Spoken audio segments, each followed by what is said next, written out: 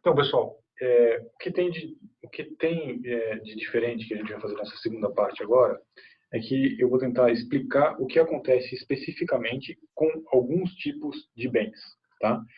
Aqui a gente vai ter um pouco de dificuldade de que talvez torne um pouco mais abstrato o que a gente está fazendo, mas a gente vai chegar numa coisa que é muito interessante em economia. Acho que isso compensa o esforço de vocês, tá? Então, eu queria começar o seguinte, né? Nos exemplos até agora, o efeito renda e o efeito substituição, eles foram sempre no mesmo sentido, tá? Até agora, o efeito renda e efeito substituição tem mesmo sentido. Mas isso só é válido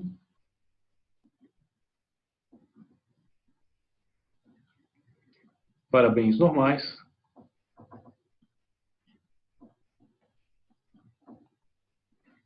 e de luxo.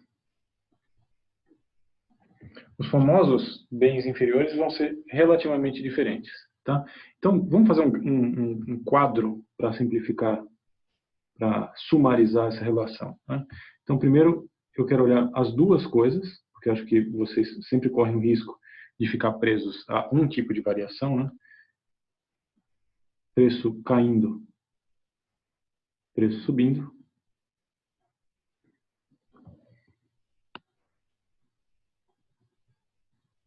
E aí eu queria ver efeito substituição, efeito renda e, por consequência, o efeito total. Afinal de contas, o efeito total é a soma dos dois efeitos, né?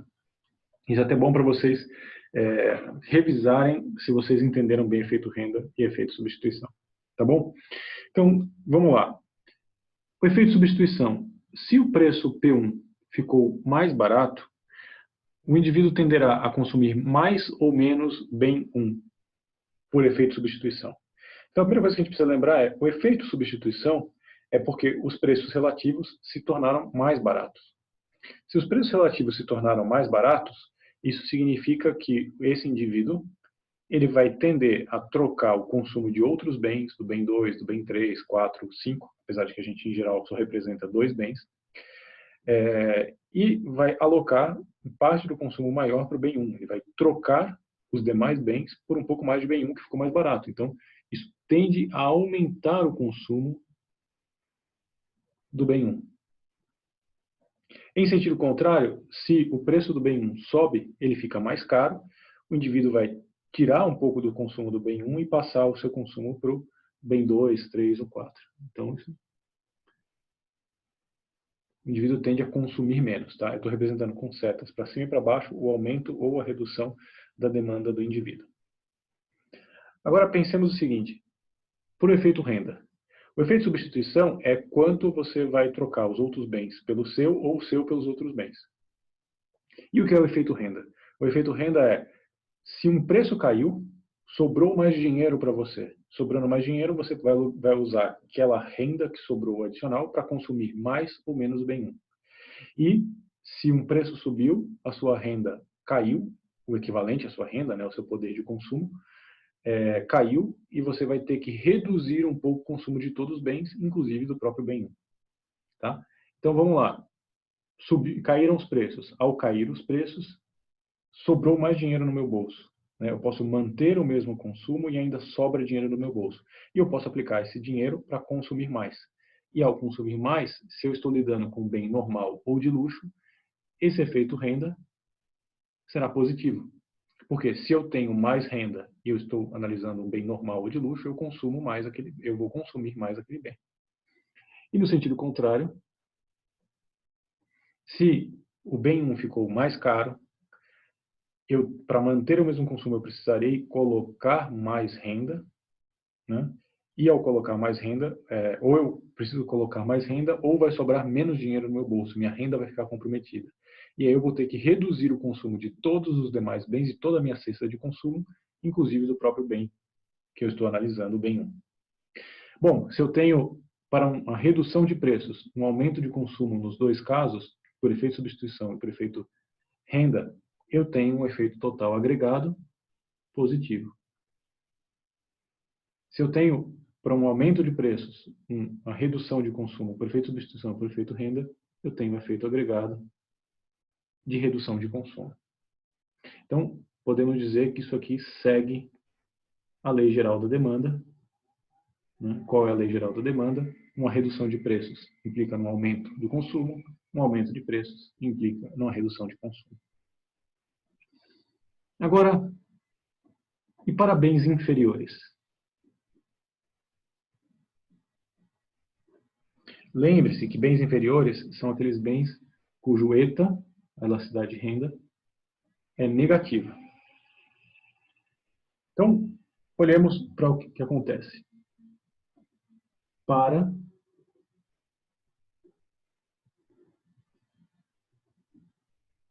uma redução de preços, para um aumento de preços, eu quero dizer qual é o sentido do efeito substituição, do efeito renda e do efeito total.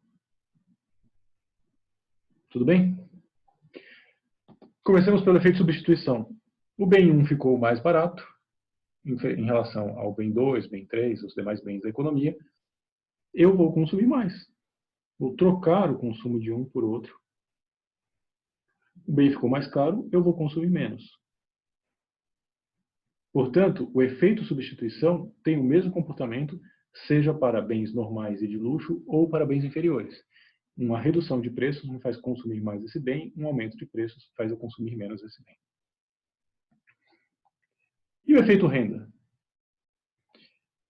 Ao cair um preço, sobrou mais dinheiro no meu bolso. Ao sobrar mais dinheiro no meu bolso, eu posso pegar aquele dinheiro adicional que sobrou no meu bolso e consumir mais. É como se eu tivesse equivalente a um aumento de renda. Agora, se eu tenho um aumento de renda de um bem inferior, o efeito renda será o quê? Negativo. Porque o efeito de um aumento de renda para um bem inferior é contrário ao que nós olhamos em geral na lei geral da demanda. Porque as pessoas tendem a consumir menos, porque elas ficarão mais ricas, elas abandonam aquele bem e consomem outros tipos de bens. Pense que acontece a mesma coisa no sentido contrário. Se o preço de um bem subiu, significa que o equivalente à renda daquele indivíduo, o poder de compra daquele indivíduo caiu. Ao cair a renda, como a elasticidade tem sinal contrário, tem sinal negativo, significa que o efeito sobre o consumo daquela variação de renda será exatamente o contrário. Como eu fiquei mais pobre, eu vou consumir mais esse bem inferior. E aí nós chegamos à confusão gerada nesse caso, porque antes os efeitos renda e substituição tinham o mesmo sentido, então eu conseguia saber claramente qual era o efeito total. O efeito substituição e o efeito renda passa nesse caso a ser confuso, porque eu vou caindo um preço, aumentar o meu consumo por efeito substituição, mas reduzi-lo por efeito renda. Qual será o efeito total? Não sei. Eu não consigo dizer qual é o efeito total. Pode ser que o efeito substituição seja maior que o renda e ainda segue a lei geral da demanda, mas se o efeito renda for maior que o efeito substituição, eu vou ter um caso que caiu o preço e cai a demanda. Vocês já estão vendo que isso aqui, a gente está começando a olhar alguns tipos de bens anômalos, que vocês devem ter aprendido um pouco em Introdução à Economia, que é um bem específico que a gente chama de bem de Giffen. Tá? Quando o preço sobe, eu consumo menos por efeito substituição, mas posso consumir mais por efeito renda se ele é um bem inferior. A soma dos dois efeitos vai depender da magnitude. Por isso que na parte inicial da aula eu estava representando efeito renda e efeito substituição por vetores. Tá? Vocês vão entender melhor agora. Então eu não consigo, diante de bens inferiores, garantir qual é o sentido da relação que se tem entre o aumento de um preço ou redução de um preço e o aumento ou diminuição do seu consumo. Tá? Então, nos bens inferiores, o efeito renda e o efeito substituição têm sentidos opostos e o efeito total passa a depender da intensidade de cada um.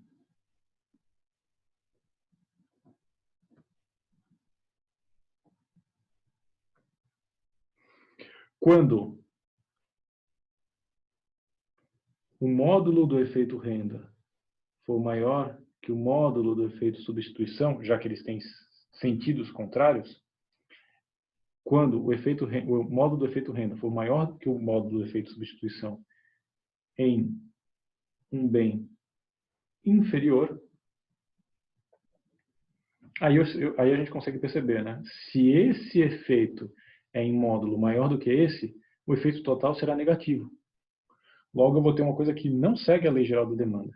Então, quando o módulo do efeito renda for maior que o módulo do efeito substituição em um bem inferior, o efeito total é contrário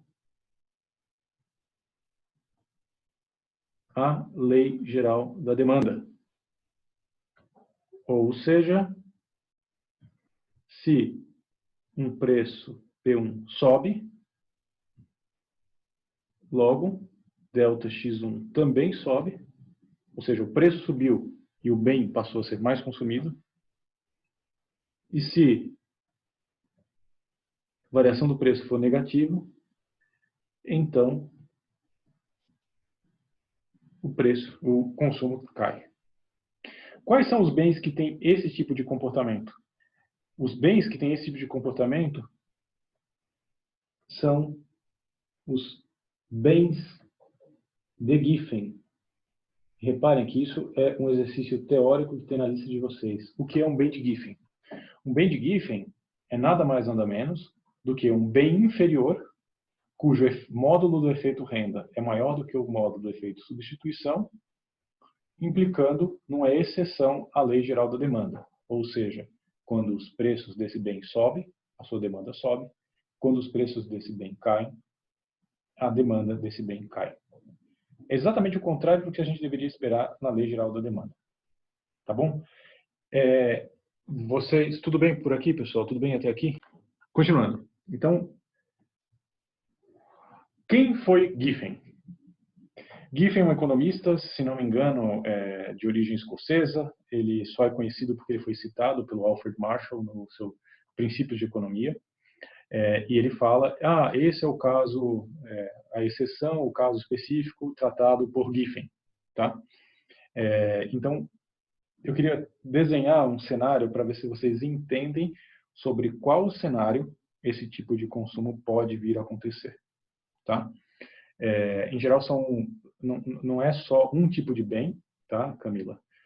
Mas é um bem sobre uma dada circunstância.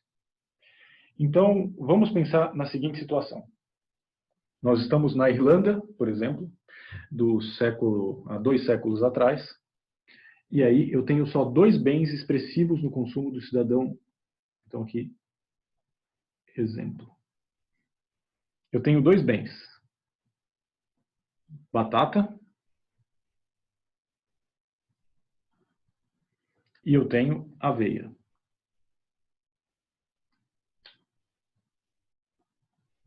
Digamos que esse é o cidadão médio, ele pode consumir batata ou aveia. Estou com um problema com esse tripé aqui, mas vamos lá. Digamos que a renda desse indivíduo R é igual a 10. E eu vou desenhar um cenário inicial. Nesse cenário inicial, o preço da batata é 1. E o preço da aveia é 2. Digamos que você, sendo um cidadão irlandês, você precisa se alimentar, correto? O objetivo na sua vida é conseguir as calorias necessárias para você sobreviver. Então, o seu objetivo é um objetivo de alimentação. A batata e a aveia, no fundo, por mais que você tenha gosto por batata e aveia, o objetivo final é a alimentação. Então, com uma renda de 10, você pode consumir, digamos assim, 8 batatas e, digamos que vocês podem consumir uma aveia. Correto? Isso vai dar exatamente os 10 de renda. Eu estou esgotando 8 vezes 1, mais 1 vezes 2, 8 mais 2. Eu estou gastando toda a minha renda consumindo 8 unidades, digamos que seja o consumo semanal, vamos supor que são 8 quilos de batatas e 1 quilo de aveia. Todo mundo está me acompanhando? Essa aqui vai ser, o que vai acontecer vai ser curioso, tá, pessoal? Digamos que, por algum motivo, houve uma grande quebra, uma grande queda no preço da batata. E a batata, que antes era vendida por R$1 a unidade, passa a ser vendido pela metade do preço. Houve uma grande queda no preço da batata. E o preço da aveia continuou o mesmo. Bom, agora o que você espera que vai acontecer? Você pode pensar, puxa, a batata ficou muito mais barata, agora eu vou comer mais batata. Agora, vocês todos devem olhar para o consumo anterior e pensar, né? Puxa, caramba, batata é a base da alimentação irlandesa. 8 quilos de batata contra 1 só de aveia significa que 8/9 dos quilos consumidos são sempre da mesma coisa. Já que caiu o preço para 0,5, vocês concordam comigo que a primeira coisa que eu posso fazer é consumir mais aveia? Todo mundo concorda comigo?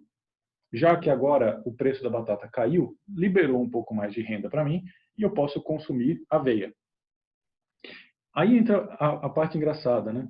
Eu posso consumir não só mais aveia, como eu posso inclusive ter, digamos assim, 3,5 quilos de aveia. 3,5 vezes 2, 7. Então, 7 da minha renda foi alocado para aveia e ainda sobra para consumir 6 quilos de batata. Todo mundo concorda que isso não seria estranho de se imaginar. Você está saindo daquela grande dependência de batata, ainda que a batata seja a base da alimentação desse pobre irlandês aqui, dessa pobre família irlandesa. 6 sobre 9,5 dos quilos são de batata. Então, ainda é um consumo extremamente concentrado em batata.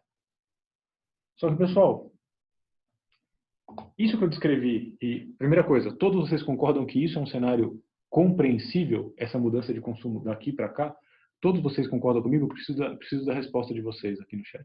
Repetindo de outra maneira. Vamos lá. O consumidor típico irlandês estava nesse cenário. Ele consumia 8 quilos de batata por semana e 1 quilo de aveia. O preço da aveia era 2, o preço da batata era 1. Então ele gastava exatamente toda a sua renda de 10 da seguinte maneira. 8 unidades de batata, 8 vezes 1, R$8, mais 1 vezes 2, R$2 gasto em aveia, corresponde a 1 quilo. Então, 8 de 9 quilos consumidos, né, 8 mais 1, 9, 8 de 9 quilos consumidos são de batata. Então, vocês já devem estar pensando, né? A batata é bastante pesado na cesta de consumo do irlandês típico. Digamos que houve uma redução do preço da batata. Uma redução, inclusive, expressiva. O preço caiu pela metade. Vocês podem pensar, opa, caiu o preço, eu vou consumir mais batata. Mas calma. Se a batata é tão relevante no seu gasto, né, ela é tão relevante, 8 vezes 1 8 de 10, ou seja, 80% da sua renda está alocada em batata, se cair o preço da batata, você pode manter o seu consumo de batata e, mesmo assim, sobra dinheiro. Então, caramba, sobrou dinheiro. Se sobrou dinheiro, eu posso consumir um pouco mais de aveia, porque a aveia, pelo menos, dá um pouco de variedade para o meu consumo. Isso aumenta claramente a utilidade. Você ter um pouco de variedade no consumo, no mundo que só existe batata e aveia, ter um pouco mais de aveia aumenta muito a utilidade do consumidor. Então, vamos pensar da seguinte maneira. Eu vou primeiro subir o meu consumo de aveia. Eu posso subir de 1 para 2 e posso subir até mais do que 2, porque subir de 1 para 2 significa 2 vezes 2, 4, ainda sobram 6 alocados em meio, eu posso consumir 12 batatas e 2 quilos de aveia. Mas ainda é muito batata para pouca aveia. Eu posso aumentar mais ainda. Digamos que eu subo até 3,5. Por que 3,5? Eu estou usando como um exemplo qualquer. Poderia ser 4, por exemplo.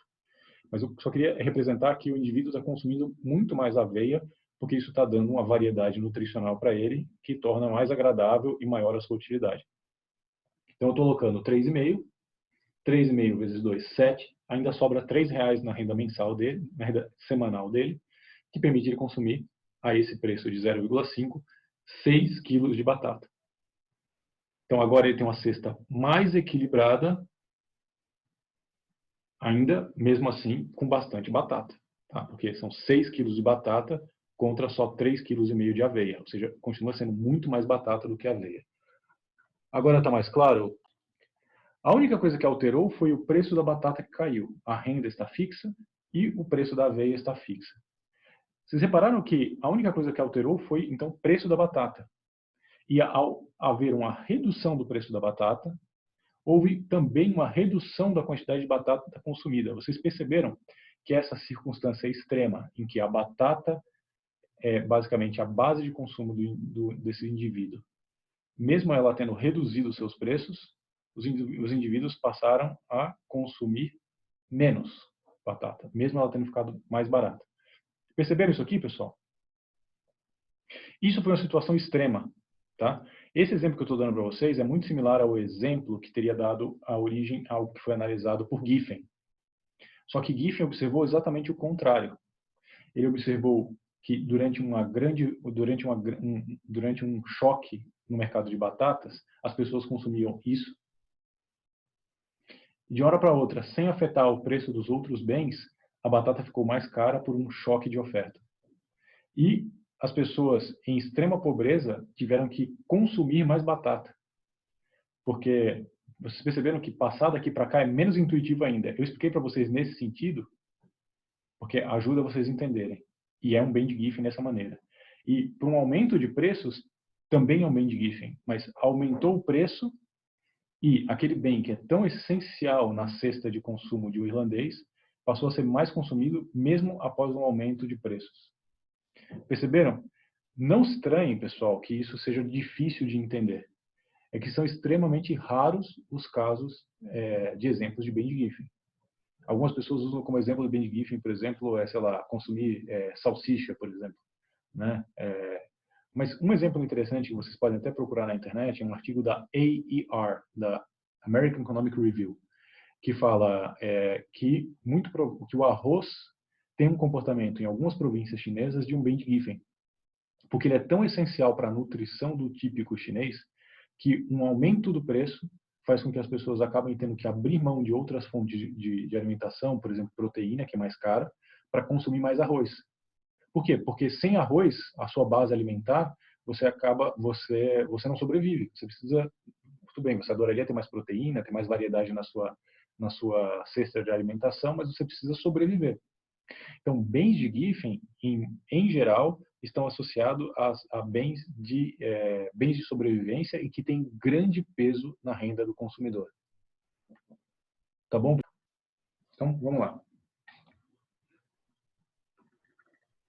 Então, continuando. Vamos lá, graficamente.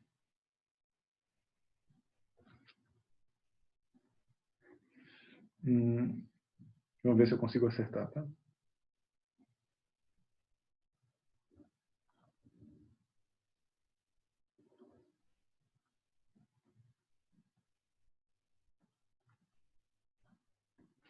X2 por X1. Vou fazer uma redução de preços.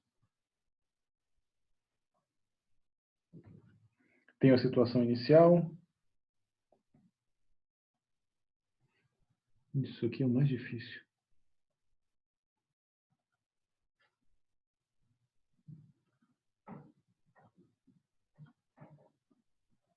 Essa aqui é a utilidade inicial.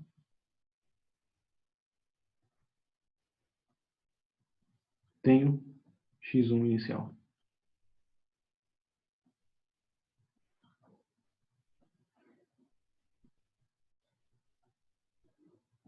Nossa, consegui tortar tudo. Vou recomeçar, tá, pessoal? Eu não consigo. Vamos pausar.